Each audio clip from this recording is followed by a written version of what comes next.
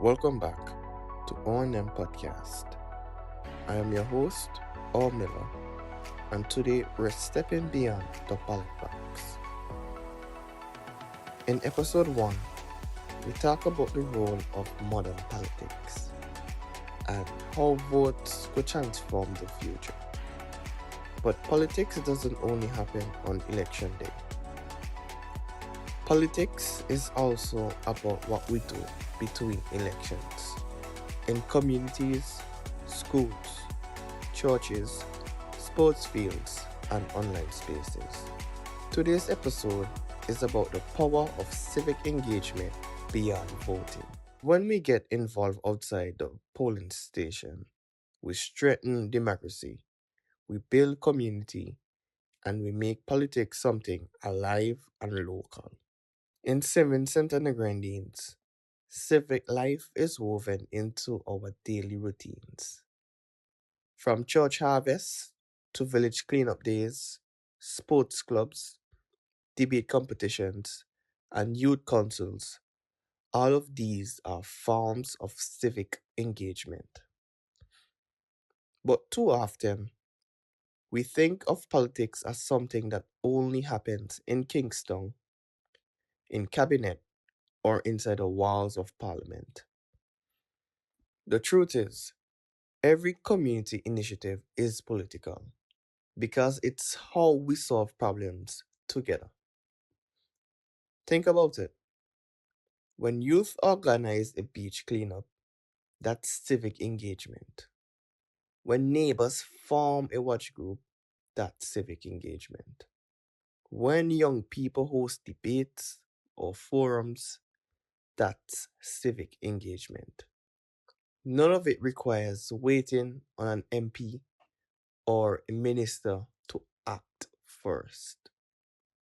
So let me ask you this.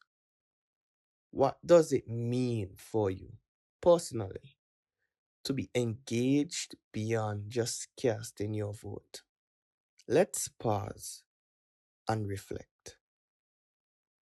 Think back to the last time you were involved in your community.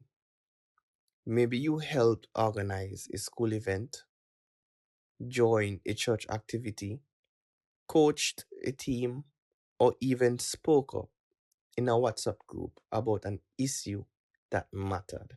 Close your eyes if you can. Remember that moment. Who was there? How did it feel to contribute? Did you feel a sense of unity, purpose, or pride?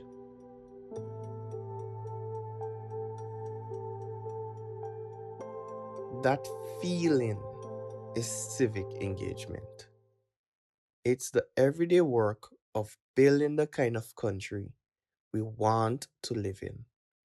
And when youth participate in these ways, we show that politics isn't just a spectator sport. It's something we all can play a part in.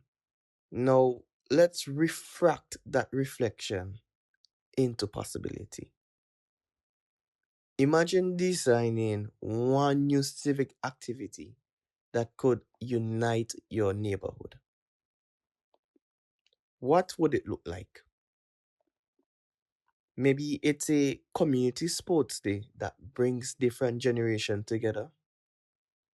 Maybe it's a monthly town hall conversation under a breadfruit tree where neighbors discuss solutions to local problems.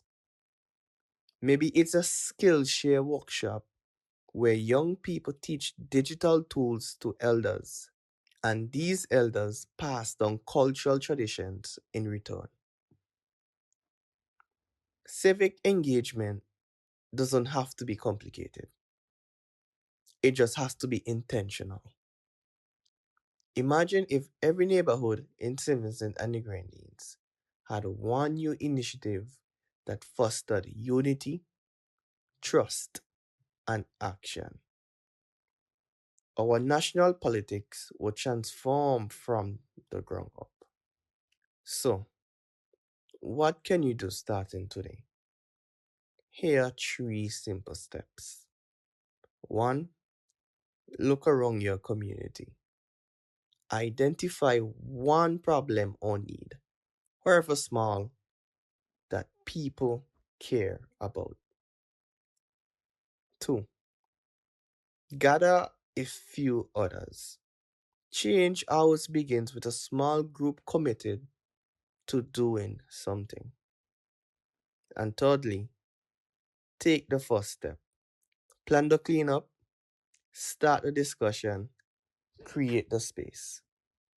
Don't wait for permission. Politics is not only about leaders on a platform, it's about neighbors walking side by side. When youth take the lead in civic life, we don't just strengthen our communities, we also prepare ourselves to be the leaders our nation will one day need. Thank you for joining me on episode 2 of O&M Podcast. Today, we reflected on your last community involvement and you refracted that into a vision of new civic activities that could unite neighborhoods across St. Vincent and the Grenadines. Remember, democracy doesn't begin and end with a vote. It lives in our daily actions. I'll catch you next time on episode 3, where we'll explore on freedom of speech versus hate speech. Until then, keep reflecting, keep refracting, and most importantly, keep engaging.